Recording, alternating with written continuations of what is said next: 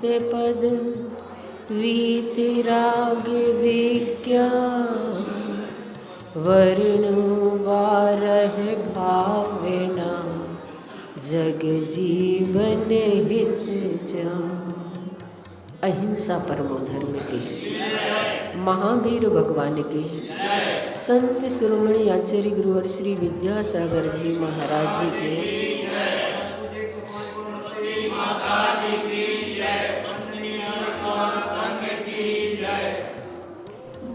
मंगत राय के 12 भावना, जिसे बड़ी 12 भावना के नाम से हम जानते हैं। 27 छंदों के माध्यम से यह 12 भावना रची गई है, जिसमें अनित्य, अशरण आदि इन 12 भावनाओं का वर्णन किया गया है। आत्म कल्याण के इच्छुक मुमुक्षु जनों के लिए ये 12 भावनाएं वैराग्य और पावन माई चिंतो अनुप्रेक्षा भाई। वैराग्य को उत्पन्न करने के लिए जननी के समान 12 भावनाएं हुआ करती हैं। वैसे तो भावनाएं अनेक होती हैं, मन के जितने विकल्प, मन के जितने विचार, उतनी प्रकार की भावनाएं होती हैं। 12 भावना क्या, 1200 भावनाएं भी भाई जा सकती है, मगर वो भावनाएं वैराग्य में कारण बने ये कोई जरूरी नहीं है, क्योंकि भावना भावनाश्री भी कही गई है तो भावना भववर्धिनी भी कही गई है। विषय कषाय का पोषण करने वाली जो हमारी भावनाएं होती है वो सम्यक नहीं मानी जाती, ठीक नहीं मानी जाती, किंतु तत्व का चिंतन कर वस्तु स्थिति का परिज्ञान करना, सम्यक बोध हासिल करना समीचीन भावना मानी जाती है। ऐसी 12 भावनाएं जिनको कहा है आचार्यों ने कि दिन में 3 बार 12 भावनाएं हमें भाना चाहिए। आज तक हमने मिथ्या दर्शन, मिथ्या ज्ञान, मिथ्या चारित्र से युक्त भावनाओं को भाया और अपने संसार को बढ़ाया है। आज हम सम्यक दर्शन, सम्यक ज्ञान, सम्यक चारित्र से युक्त समीचीन भावनाओं को भाएंगे, जिससे हमारे संसार की श्रृंखला कम हो।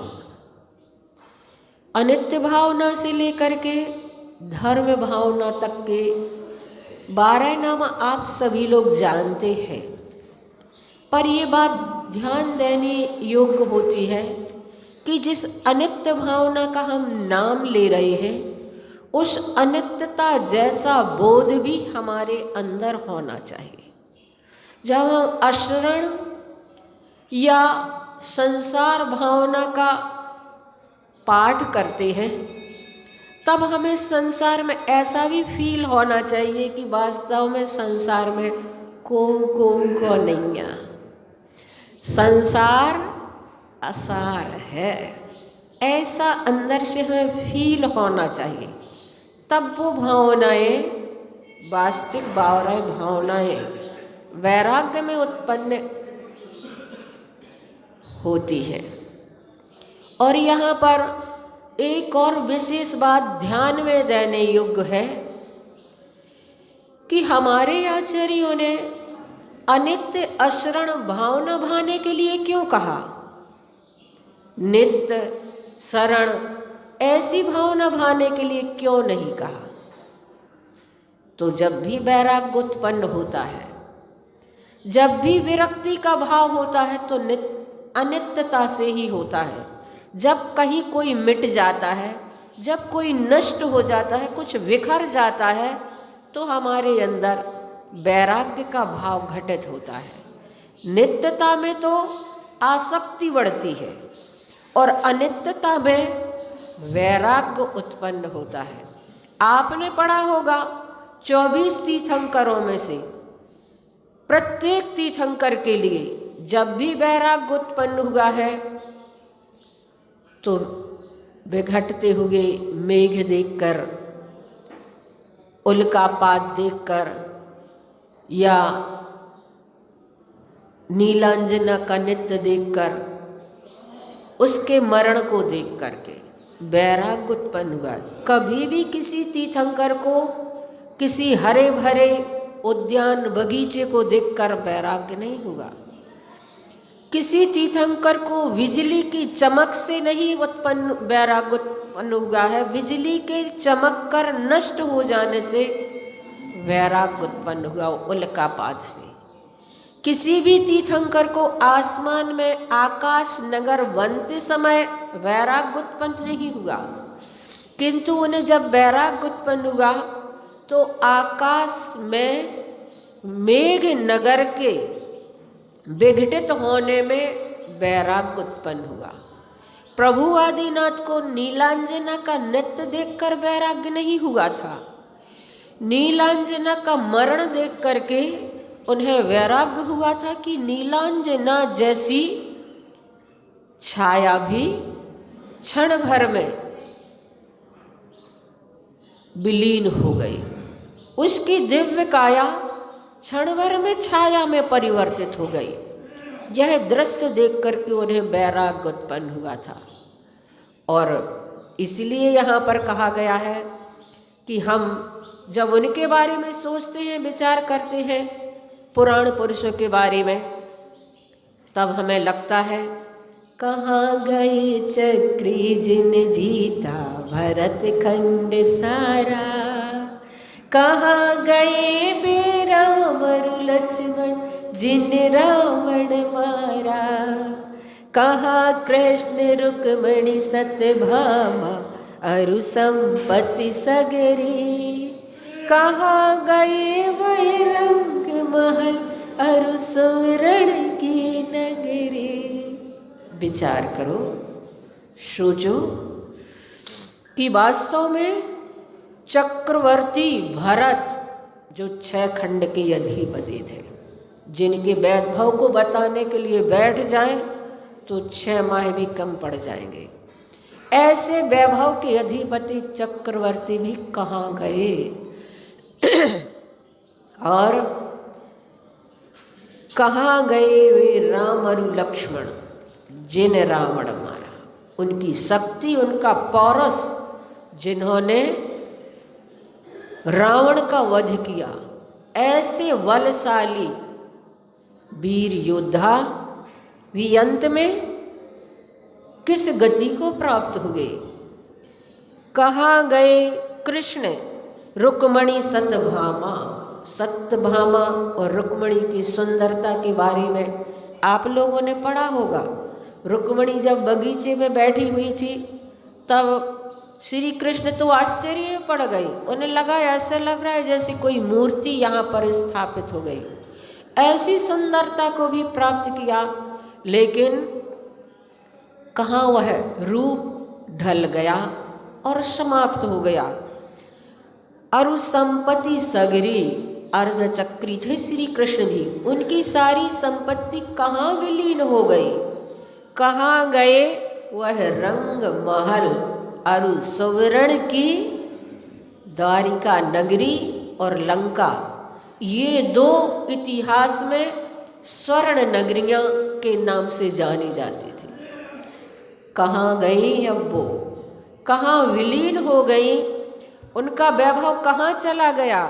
और कहा जा रहा है नहीं रहे वह, नहीं रहे वे लोभी कौरव जूझ मरे रण में, गए राज तज पांडव बन को अग्नि लगी तन में, मोह नींद से उठ रे चेत तुझे जगावन को, हो दयाल उपदेश कर गुरु बारहा को। यहाँ पर बताया जा रहा है कि वो लोभी कौरव जिन्होंने कितना युद्ध किया, महाभारत का युद्ध जो रहा, मैंने पढ़ा कि रामायण में राम और लक्ष्मण का जो युद्ध हुआ था रावण के साथ 6 माह तक चला था। उसमें इतनी हिंसा नहीं होती जितनी हिंसा 18 दिन के महाभारत के युद्ध में हुई थी। ऐसे युद्ध करके उन कौरवों ने उसको जीत लिया, लेकिन फिर भी कहाँ गए उसे प्राप्त करके? जूझ मरे रण में, वहीं पर मरण को प्राप्त हो गए। नहीं गए राज तज पांडव वन को। और ऐसे दृश्य को देखकर पांडवों को तो वैराग उत्पन्न हो गया, अग्नि लगी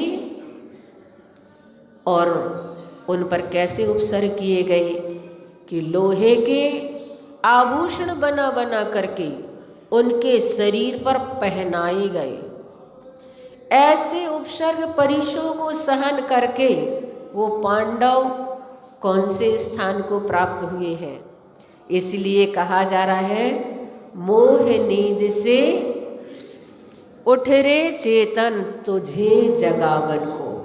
यहाँ पर मंगत राय स्वयं अपने आप से प्रश्न कर रहे हैं और कह रहे हैं कि वो चक्रवर्ती कहाँ गए, वो राम और लक्ष्मण कहाँ गए, वो कृष्ण रुक्मणी सत्यभामा आदि सब कहाँ चले गए। अपने आप से चिंतन कर रहे हैं, विचार कर रहे हैं और संबोध रहे हैं अपने आप को, हे चेतन मोह की नींद से उठ जाओ। मोह की नींद में आदमी बेखबर हो जाता है। जब वह सिर्फ सोता है तो वह इतना खतरनाक नहीं होता है, लेकिन सोने के साथ साथ सपने देखने लगते हैं तो सपने ज़्यादा खतरनाक हो जाते हैं।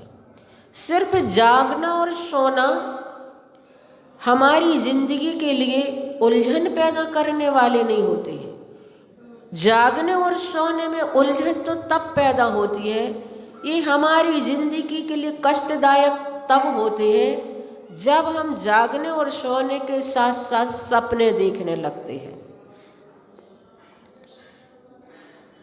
क्योंकि आदमी अपने जीवन में भिखारी हो, लेकिन सपने में तो वह सम्राट बन जाता है, बादशाह बन जाता है, तो कभी कभी सम्राट भी भिखारी बन जाता है।